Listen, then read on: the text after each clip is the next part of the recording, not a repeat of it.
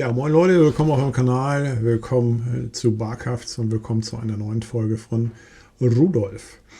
Ja, einige von euch sagen immer, es nervt, wenn ich vorher was sage. Andere sagen, Mensch, sag doch vorher was, bevor das Video losgeht. Ich bin da mal so ein bisschen hin und her gerissen, aber wie gesagt, ich nutze das ganz gerne, weil dann seht ihr mal den Mann hinter der Stimme, ja, wer mich nicht kennt, und ich kann vielleicht nur das ein oder andere loswerden. Ihr wollt einen Sachstand haben zum Buch, also zu Rudolfs Buch. Also auf jeden Fall ist es schon mal Fakt, dass der Ricky, der Lars und der Gerion, also die Lektoren, die sind schon, ich sag mal, auf der Zielgeraden für das Überarbeiten der Texte. So, das heißt, das sieht schon mal sehr gut aus. Dann der Alex zusammen mit dem Per, also der Per macht ja, hat das Frontcover gemacht, da müssen wir nochmal dran rumfeilen, weil wir noch was ändern wollen.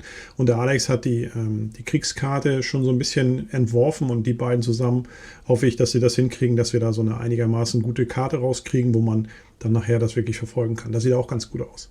Mit der Druckerei habe ich jetzt Kontakt aufgenommen, also ich habe mir tatsächlich eine rausgesucht und die würden das wohl auch alles schaffen, wenn wir rechtzeitig abgeben. Man weiß aber noch nicht, und das könnt ihr auch sehr gerne mal selbst ergoogeln, momentan sind die Papierpreise bzw. die Verfügbarkeit von Papier ist wirklich, wirklich schwierig. Also die Druckereien haben alle so, ist schwierig und dann so eine Auflage, müssen wir mal gucken. Also ich hoffe, das wird uns kein, ich sag mal, Stein in den Weg legen oder einen Stock in die Speichen stecken, dass wir dann plötzlich sagen, ja gut, das Buch können wir aber erst im Januar drucken, weil dann haben wir erst wieder Papier. Wenn das so ist, dann ist das so. Ich meine, 70 Jahre nach dem Zweiten Weltkrieg, da kommt es auf den Monat auch nicht mehr an. Und Weihnachten, ja gut, es kommt auch nochmal wieder Weihnachten. Das ist auch nicht so schlimm. Es gibt eine riesengroße Diskussion um den Titel immer noch. Die einen sagen, schreib bloß nicht Roman, die anderen sagen autobiografischer Roman und so weiter und so fort. Und da haben mich so ein paar auch Spezialisten wieder drauf gebracht und das muss ich jetzt nochmal abklären. Also Tagebuch benutzen wir nicht, Roman möchte ich nicht so gerne benutzen, aber es kann aber wohl auch Erinnerung heißen. Das heißt also Erinnerung eines Panzerschützen, also Rudolfs Krieg, Erinnerung eines, hast du nicht gesehen. Weil Erinnerungen ja über die Zeit auch aus verschiedenen Perspektiven gesehen werden können. Also da sind wir am Titel noch dran. Also Leute, schlagt mich nicht, wenn das alles anders wird, aber es ergibt sich irgendwie jede Woche was Neues und wir müssen da eben dran arbeiten. Deswegen, wenn das Ding nachher fertig gedruckt bei eurem Tisch liegt, dann wisst ihr genau, wie es heißt. So, das zum Thema Buch. Ansonsten habe ich jetzt mittlerweile, für die das noch gar nicht wussten, auf Spotify lade ich ja auch immer 5 Folgen hoch von Rudolf. Ich glaube, ich habe jetzt gerade Folge 60 bis 5, weiß ich gar nicht genau. Also irgendwas in den 60ern hochgeladen und damit man beim Autofahren auf Spotify das auch hören kann. So. Und ich schneide auf Barkhafts 2.0, also auf dem Parallelkanal, immer 10 Folgen zusammen. Und ich schneide da auch mehrere Teile von anderen Sachen zusammen, dass man das in einem Stück sich angucken kann. Das ist der Hintergrund, was ich da mache. So. Und dann als letzte Information, das wissen vielleicht auch viele von euch nicht, also die Kanalmitglieder, also die Leute, die bei mir Kanalmitglied sind, für 1,99 im Monat, die kriegen alle Videos werbefrei. Also für die lade ich extra Videos hoch, wo keine Werbung drin ist. Und dafür zahlt ihr die 1,99. Dafür geht 1 Euro geht an YouTube und 1 Euro geht davon an mich. Und damit habt ihr alles werbefrei. So. Das nochmal zum Thema Kanalmitglieder. Ja, das war auch genug Geplapper. Jetzt geht's los mit Rudolf. Und ich hoffe, es ist wieder eine nachdenkliche Folge. Aber es ist halt nun mal Krieg und das ist nicht so schön alles, ne? Ja. Dann würde ich sagen, setzt euch hin, entspannt euch und lasst uns mal hören, was Rudolf erlebt. Bis dann. Tagebuch Ostfront, Februar 1944, Heimat. Die Stimmung in der Truppe ist immer ein Zeichen dafür, wie gut es um eine Armee bestellt ist. Sicherlich liest man in den Zeitungen immer wieder von Erfolgen an den verschiedenen Fronten. Im Radio werden kleinere Gefechte über Gebühr aufgebauscht und wenn man dann die Wochenschau sieht, geht es immer weiter vorwärts. Wir haben hier in der Ausbildung beide Extreme und müssen das immer wieder in die richtige Schublade legen. Zum einen die Jungkameraden, der Ersatz oder die Milchbubis, hochmotiviert und ganz versessen darauf, endlich eine Auszeichnung an die Uniformjacke zu stecken. Damit kann man dann in der Heimat die Damen beeindrucken und ein Rendezvous rückt in greifbare Nähe. Wir Alten sollen dann keine Schauergeschichten von der Front erzählen, sondern eher aus der Zeit 41-42, als wir noch gen Osten rollten und den Iwan quasi hinwegfegten. Dann haben wir auch ein paar Männer dabei, die auch ohne große emotionale Bindung einfach nur die Aufgabe erfüllen und sich kaum oder wenig Gedanken machen. Das sind mir die Liebsten. Die machen, was sie sollen und werden auch nach meiner bescheidenen Meinung an der Front einfach funktionieren. Am schwersten sind die Altgedienten. Denen kann man nichts mehr vormachen. In den Ausbildungseinrichtungen sind einige, die schon wirklich viel hinter sich haben. Natürlich machen die immer eine gute Miene, aber ich glaube, die wären auch froh, wenn die Zeit der Kämpfe vorbei wäre. Aber hier sagt auch keiner seine Meinung über den Krieg und die Rückzüge der letzten Monate. Aber wir bekommen es hier doch eher mit, da eine gute Verbindung zur Kampftruppe an der Front besteht. Wir hatten nun auch schon Infanteristen oder Panzeraufklärer, die nun als Panzersoldaten ausgebildet werden sollen. Ich denke manchmal, dass der gemeine Fußsoldat sich ausmalt, im Panzer länger den Krieg zu überstehen als außerhalb. Trotzdem ist alles Schicksal. Wenn es passieren soll, dann kann man nichts dagegen machen. Die Ausbildung läuft trotz allem gut und wir schaffen es, den Kameraden das notwendige Rüstzeug mit an die Hand zu geben. Ich merke auch schnell, dass man sich an das Leben hinter der Front gewöhnen kann. Essen ist gut und ich habe auch schon ein paar Kilo zugelegt. Ich kann auch immer mal wieder zu Gudrun und Mareike fahren, wenn die Zugverbindungen auch immer schlechter werden und viele Züge ausfallen. Mittlerweile war Peter kurz hier. Wir haben nochmal über die Abkommandierung zu seiner Einheit gesprochen und er wird versuchen, etwas möglich zu machen. Scheinbar ist er mit meinem Ausbildungsleiter bekannt und die haben sich wohl auch unterhalten. Als er wieder zu seinen Männern aufgebrochen ist, hat er mir in die Hand versprochen, dass er sich Anfang März bei mir melden würde. Die erste Abteilung des Regiments liegt noch in Frankreich und wird dort ausgebildet und teilweise umgeschult. Das wäre doch jetzt der richtige Zeitpunkt, dorthin zu verlegen. Die haben Panzer IV Lang und auch einige Panther, meinte Peter. Also eine schlagkräftige Truppe, die sicherlich dann bald wieder gen Osten geht. Ich habe 2 neue Leute bekommen. Beides Panzerleute, die schon das ganze Jahr 43 im Osten mitgemacht haben. Helmut, ein Obergefreiter aus Bayern, war Ladeschütze in einem Panzer III. Hat auch ein paar schmerzhafte Erfahrungen mit brennenden Panzern gemacht.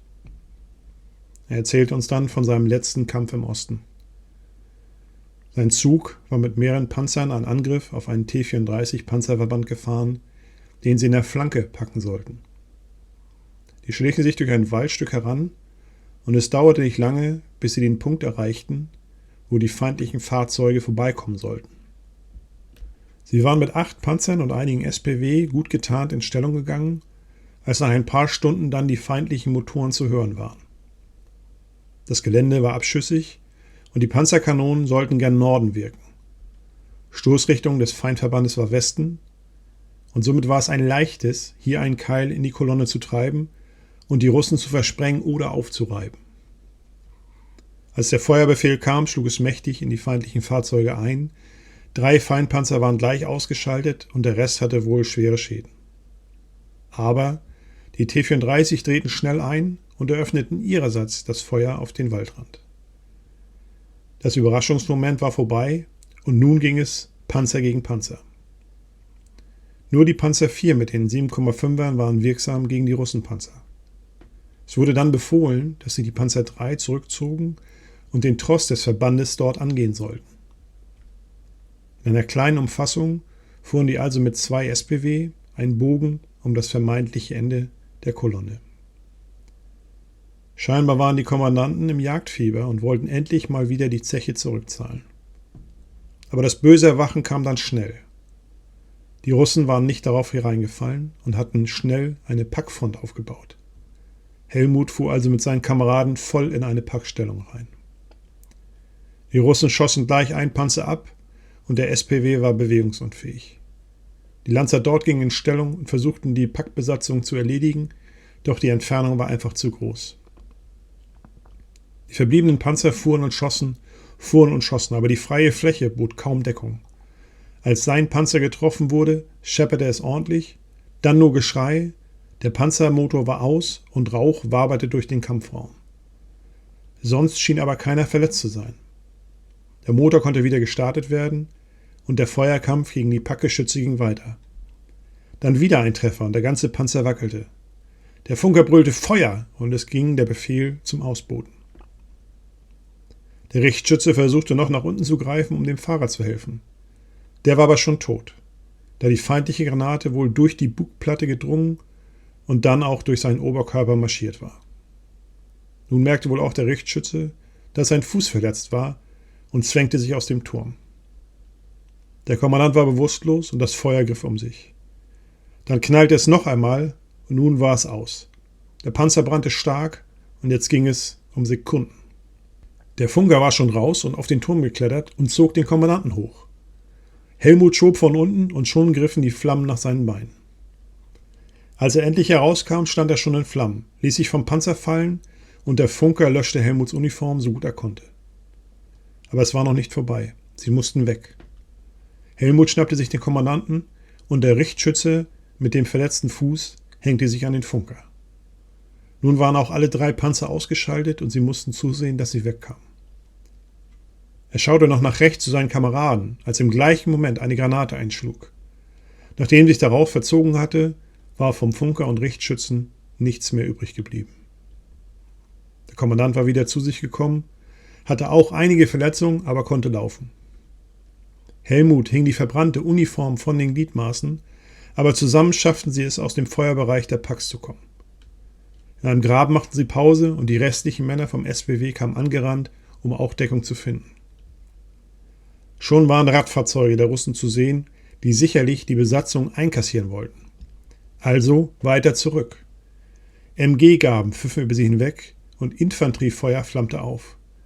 Immer weiter liefen sie durch die wenig Deckung bietenden Felder. 2 Männer wurden tödlich getroffen und blieben liegen. Das war es dann, dachte sich Helmut. Sie drückten sich noch in eine kleine Schonung und warteten auf das Ende. Nur noch 2 Infanteristen waren dabei, die hatten nur Karabiner, sonst hatten sie nichts mehr. Dann hörten sie Panzermotoren und nun hofften sie, dass es die eigenen wären. Ein deutscher Panzer brach durchs Gehölz und feuerte auf die Russen. Die zogen sich eilig zurück und mehr oder weniger schwer verwundet ging es mit dem eigenen Panzer zurück zur Truppe. Helmut war an den Beinen stark verbrannt, hatte einen Schuss in die Schulter bekommen und mehrere Rippen gebrochen. Er hatte das aber alles gar nicht bemerkt. Der Wille zum Überleben hat den Schmerz scheinbar ausgeblendet. Nun ist er hier bei uns, da er mit der zerschmetterten Schulter keine Granate mehr laden kann. Also ist er nun Hilfsausbilder und unserem Haufen hier zugeteilt. Ja, wenn man das so hört, kann man es nachvollziehen. Man hat selbst genug erleiden müssen und die Schmerzen und auch die Hilflosigkeit, dem Feinde ausgeliefert zu sein, konnte ich gut nachempfinden. Trotz allem war er ein lustiger Kerl und wir verstanden uns von Anfang an sehr gut. Der zweite im Bunde war der Kurt. Er war Funker im Panzer IV und nach seiner Ansicht ein Meister am Bug-MG. Das hatte ich noch nie gehört. Er hatte einen regelrechten Hass auf die Rotarmisten, denn er wurde schon 3-mal abgeschossen und hat immer wieder seine Freunde und Kameraden verloren. Mit diesem Hass auf den Feind wurde er am Bug-MG zu einer wahren Tötungsmaschine. Er schoss alles zusammen, was er ins Visier bekommen konnte. Auch Verwundete waren ihm egal. Alles musste zur Strecke gebracht werden. Ich hörte mir das alles aufmerksam an und dachte mir meinen Teil. Da war bestimmt noch mehr dahinter. Ich denke, der wird sicherlich noch andere Dinge erlebt haben, um dann so zu werden. Irgendwann kam er dann auch damit raus. Nach einem Kampf hatten sie einige verwundete Russen, die sich ergeben hatten. Die wurden natürlich verschont und blieben erstmal dort, wo sie waren. An dem Tag hat wohl keiner genau nach Waffen und anderen Dingen bei den Roten geschaut. Als dann seine Besatzung vor dem Panzer stand, eröffnete einer der verwundeten Iwans das Feuer und mähte seine ganze Truppe nieder. Er war der Einzige, der es überlebt hatte. Da war wohl sein Kommandant, der direkt vor ihm stand und das meiste abbekommen hatte. Danach, so denke ich, hat er dann keine Gefangenen mehr gemacht. Ja, der Krieg verändert einen. Und ich will nicht sagen, dass ich es verstehe, aber nun weiß ich wenigstens seinen Grund. Monate später bekam er an der Front einen Kopfschuss ab und seitdem ist er nicht mehr frontverwendungsfähig. Also ist er nun bei uns. Na, dann schauen wir mal, ob wir ihn hier beschäftigen können und auch, dass es für ihn passt. Die Zeit vergeht hier recht schnell und ich muss sagen, mir macht die Ausbildung doch Freude. Man kann etwas Wissen vermitteln und hat auf viele Fragen die richtigen Antworten. Mein Oberfeldwebel ist auch ein feiner Kerl und wir haben schon zusammen die eine oder andere Flasche Hochprozentigen fürs Vaterland opfern müssen. Ich bin sehr gespannt, wie es nun mit mir weitergeht. Mittlerweile könnte ich mir auch vorstellen, als Ladeschütze im Panzerturm zu sitzen. Hauptsache im Panzer. Mein Ausbildungsleiter muss sich das von mir fast jede Woche anhören. Er hat aber auch Verständnis für mich. Mahnt aber auch an, dass ich bis jetzt sehr viel Glück gehabt habe und dass es beim nächsten Frontkommando auch mal eng werden könnte. Wir sprechen hier auch über die fortschreitende Entwicklung der Waffen, vor allen Dingen der Feindpanzer und Feindpack. Aber mit dem Tiger und dem Panther hätten wir das scharfe Schwert, was wir schon immer auf dem Schlachtfeld gebraucht haben. Auch die Panzerjäger sind mittlerweile nicht mehr aus dem Frontbereich wegzudenken. Aber wer weiß, wie viele Panzer die Russen noch bauen werden. Aber irgendwann ist da auch mal Schluss. Bei meinem letzten Besuch zu Hause war Gudrun trotz der schlechten Lage für die Zivilbevölkerung guter Dinge. Ich erzählte wieder von Peter und dass ich auch wieder ein Frontkommando haben wolle. Sie meinte dann nur zu mir, ob das mit meinen Augen überhaupt möglich sei. Das wird schon klappen, erklärte ich. Trotz allem war sie besorgt um mich. Es gäbe ja schon genug Kriegswitwen und ich sollte doch meine Tochter aufwachsen sehen. Ja, ich verstand natürlich ihre Bedenken, aber ich konnte eben nicht aus meiner Haut heraus. Ich war Panzermann und das war es, was ich machen wollte. Und außerdem musste ja irgendwer die Russenpanzer aufhalten. Jetzt konnte ich nur noch auf Peter warten und was sich für mich und meine weitere Planung ergeben würde.